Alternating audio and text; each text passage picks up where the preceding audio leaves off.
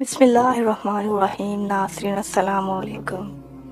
جنگ یرموک 636 عیسوی اسلامی تاریخ کی سب سے بڑی فیصلہ کن جنگوں میں سے ایک ہے، جس میں حضرت خالد بن ولید رضی اللہ تعالیٰ عنہ کی قیادت میں اسلامی لشکر نے رومی سلطنت یعنی باذتینی سلطنت کی بڑی فوج کو شکست دی۔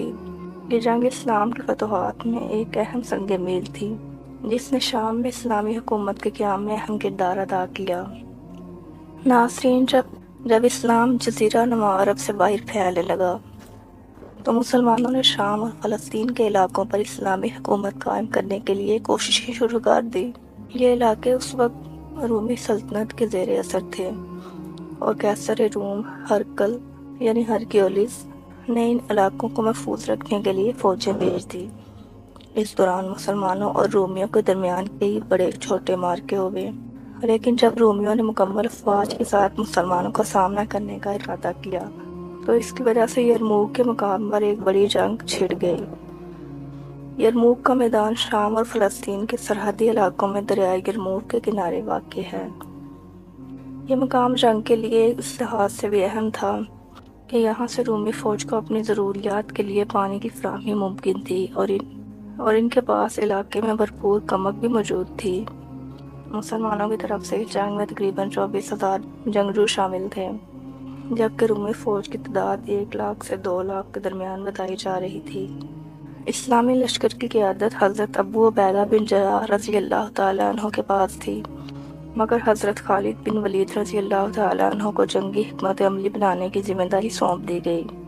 جب حضرت خالد بن ولید رضی اللہ تعالیٰ عنہ نے اپنی جنگی حکمت عملی، غیر معمولی قیادت اور عسکری مہارت میں اسلامی لشکر کو منظم کیا اور دشمن کے خلاف مضبوط مورچہ بندی کی، حضرت خالد بن ولید رضی اللہ تعالیٰ عنہ نے جنگ کی تیاری کرتے ہوئے اسلامی فوج کو مختلف دستوں میں تقسیم کیا اور ان کے کمانڈر مقرر کر دیے۔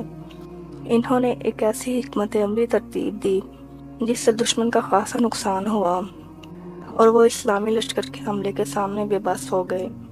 جنگ کے دوران حضرت خالد بن ولید رضی اللہ تعالیٰ عنہ نے ایسی بہترین حکمت عملی کا استعمال کیا جس میں اسلامی لشکر نے رومی فوج کو چاروں طرف سے گھیر لیا۔ اسلامی لشکر نے مختلف اوقات میں مختلف سمتوں سے حملے کیے، جس سے رومی فوج کے حوصلے پست ہو گئے اور ان میں بد نظمی پیدا ہو گئی۔ جنگ کا آغاز رومی فوج نے کیا۔ انہوں نے اسلامی لشکر پر بھاری حملے کیے، لیکن مسلمانوں نے بڑے حوصلے کے ساتھ ان کا سامنا کیا۔ حضرت خالد بن ولید رضی اللہ تعالیٰ عنہ نے اسلامی فوج کے دستوں کو مضبوطی سے صف بندی میں کھڑا رکھا اور کسی بھی حالت میں پیچھے نہ ہٹنے کا حکم دیا۔ یہ جنگ تقریباً 6 دنوں تک جاری رہی، جس میں دونوں افواج نے بھرپور طاقت کے ساتھ لڑائی کی۔ ہر روز کی لڑائی کے بعد اسلامی فوج کو مزید تقویت حاصل ہوتی گئی اور وہ زیادہ منظم ہوتے گئے، جبکہ رومی فوج کا حوصلہ پست ہونے لگا۔ مسلمانوں نے رات کے وقت بھی رومیوں پر چھاپے مارے اور دن میں بھی بھرپور حملے جاری رکھے۔ اس جنگ میں مسلمانوں کی جرأت اور بہادری نے رومیوں کو شدید نقصان پہنچایا۔ چھٹے دن اسلامی فوج نے ایک فیصلہ کن حملہ کیا، جس میں رومی فوج کا بڑا حصہ شکست سے دچار ہو گیا۔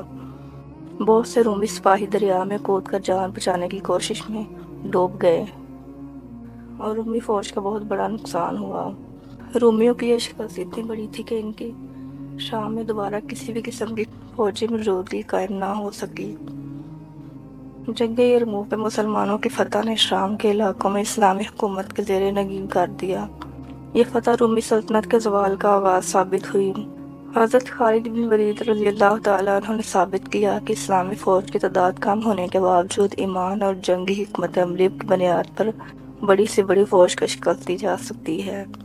جنگ یرموک اسلامی تاریخ کی فیصلہ کن جنگوں میں سے ایک ہے، جس نے اسلام کو ایک عالمی قوت کے طور پر متعارف کروایا۔ اس جنگ نے اسلامی فوج کے حوصلے بلند کیے اور ثابت کیا کہ مسلمانوں کا عقیدہ ایمان ہی ان کی سب سے بڑی طاقت ہے۔ حضرت خالد بن ولید رضی اللہ تعالیٰ عنہ کی بہادری، حکمت عملی اور جرأت نے انہیں سیف اللہ یعنی اللہ کی تلوار کے لقب کا مستحق بنایا اور ان کا نام اسلامی تاریخ میں ہمیشہ کے لیے زندہ اور جاوید ہو گیا۔ اور ناظرین، اگر ہماری ویڈیو پسند آئی ہو تو اسے لائک شیئر کرنا مت بھولیے اور ہمارے چینل کو ضرور سبسکرائب کریں اور بیل آئیکن بھی دبا دیں تاکہ مزید آنے والی ویڈیو سب سے پہلے آپ تک پہنچ سکیں۔ اللہ نگہبان۔